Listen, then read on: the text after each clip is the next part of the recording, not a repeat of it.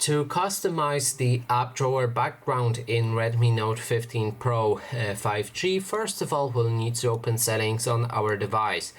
Next step is to scroll down, and here we want to select home screen.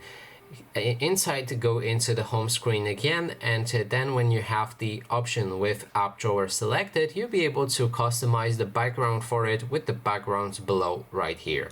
Click on it. Then you can select the auto mode, which will automatically change between light and dark background for your app drawer, or you can set it to light or dark. Now in this case, let's go for a light one as it was dark before. Then there's the option to adjust the app drawer background transparency. So select either 0%, or if you want to have it transparent, just go for 100%.